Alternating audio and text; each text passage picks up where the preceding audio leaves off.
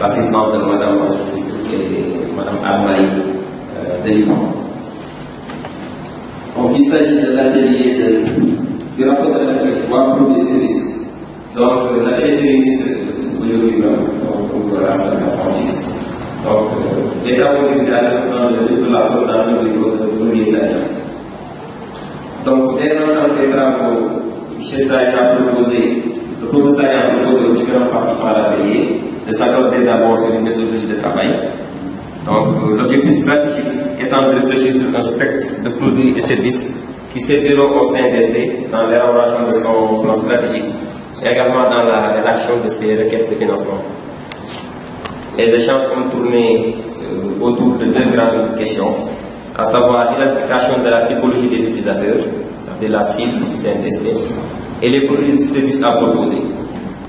Auparavant, un débat conceptuel s'est installé pour s'accorder sur une acception partagée des termes produits et services.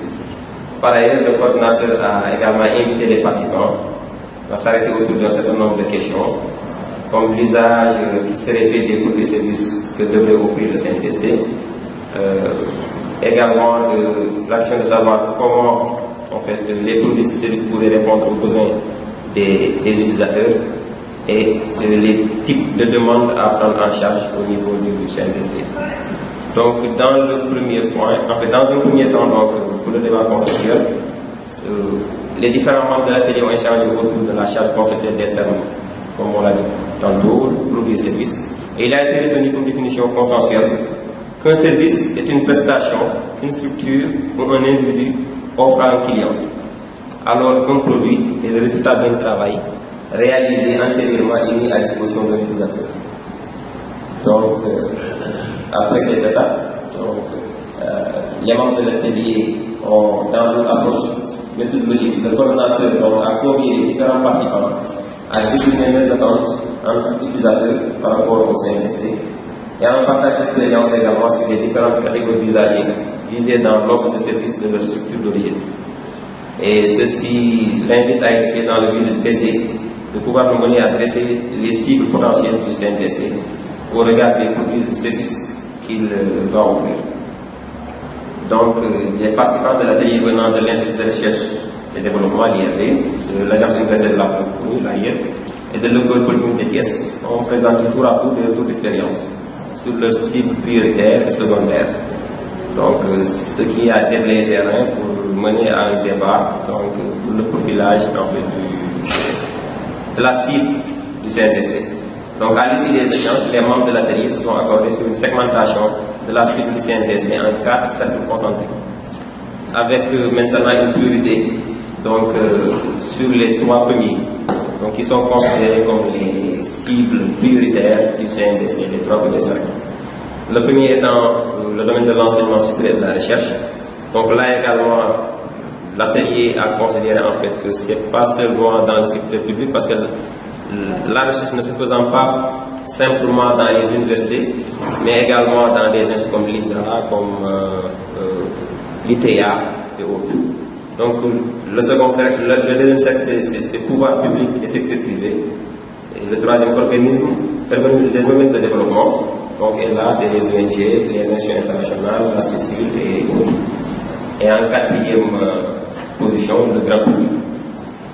Donc pour les produits et services, donc la méthode a été de partir en fait des 5 mots-clés donc, que le professeur Sagna avait proposé, avait introduit dans sa communication hier, à savoir la subsidiarité, la pertinence, la dématérialisation, la diversification, l'innovation, auquel il a été ajouté la valorisation de la monétarisation.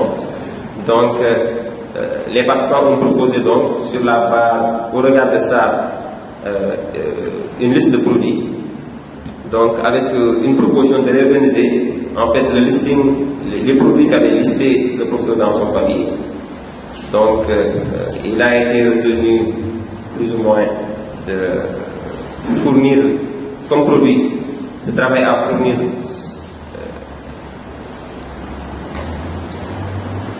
l'actualité de la recherche, donc de fournir des informations sur l'actualité de la recherche, de faire de faire des listings des champs actuels de la recherche, donc le type répertoire des chercheurs et autres, donc de produire également un catalogue collectif des chercheurs et autres, de fournir des conseils sur les outils d'utilisation comme les didacticiels comme Zotero par exemple, c'est un exemple, et un autre.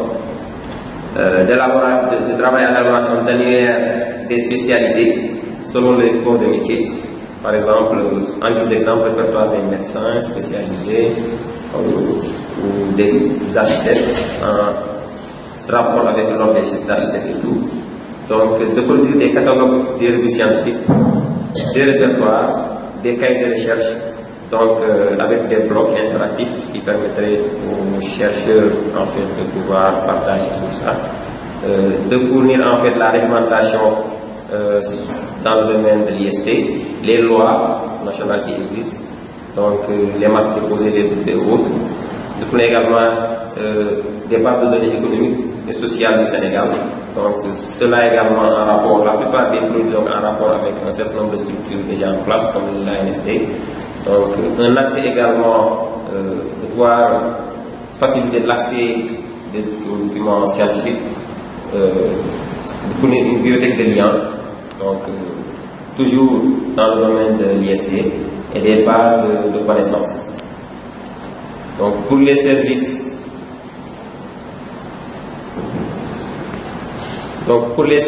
il a été proposé en fait la négociation collective et l'acquisition mutualisée, donc que les CNDC puissent se positionner en fait comme leader dans le secteur de la négociation collective et de l'acquisition mutualisée en fait de l'ensemble des autres acteurs de ce secteur.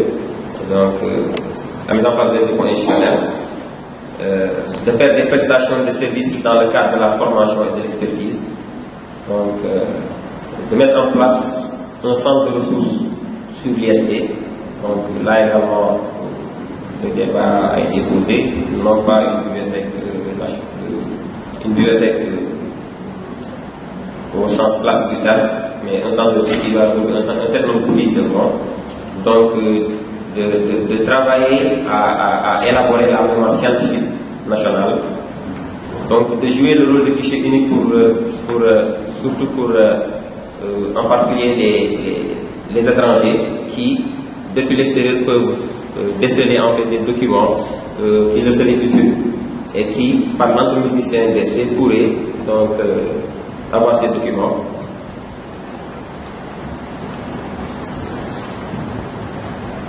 Donc l'animation de réseaux scientifiques et l'organisation de rencontres également autour de la problématique de l'IST en rapport avec les spécialistes du domaine. De mettre en place, ça a été une des propositions phares en matière de services, de mettre en place un atelier de numérisation, donc qui serait un tout petit peu le répondant national dans ce domaine. Donc, faire des notes de synthèse des résultats des travaux de la recherche. Donc ça également, c'est parmi les services proposés. De proposer également l'hébergement de revues électroniques et le site pour les structures qui n'en disposent pas, qui ne disposent pas de moyens de pouvoir mettre en place ces types d'outils. Et dans une moindre mesure également, de penser à faire en fait dans le portail du CNDC une fois aux questions, donc qui permettrait en fait genre base de connaissances. En dernier lieu, donc l'atelier a eu affaire de recommandations en rapport avec les autres ateliers dans le document final, qu'on puisse les prendre en compte. Peut-être que ça peut-être des choses qui ont été déjà listées dans les rapports présentés, mais les membres de l'atelier ont vu utile en fait de les coucher sur papier pour au moins, si jamais ça n'a pas été proposé par ailleurs, qu'on puisse prendre en compte cela. C'est le fait de faire des études sectorielles des besoins, de définir les profils des personnels en fonction des services et des produits, parce qu'on a réfléchi sur les produits et services, mais les différents produits et services proposés requièrent des compétences pour le personnel. Donc il faudrait penser déjà au profil des personnels du CNDST, l'élaboration d'une politique de gestion de l'accès, donc de l'accès aux données et de l'accès aux différents produits, et des problèmes de diffusion pour les produits également du CNDST. Les problèmes de division de l'information par rapport aux contraintes des droits d'auteur. Donc il y a lieu également d'attirer l'attention sur ça, de réfléchir, de mener une réflexion sur ça.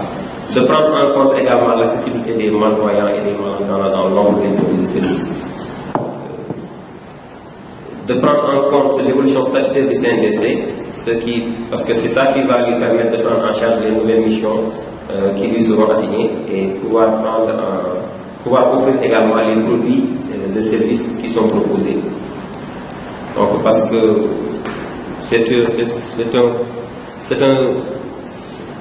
une structure publique donc, qui, dans une certaine mesure, offre en fait des types de produits à la vente donc, et en dernier lieu la protection des données personnelles.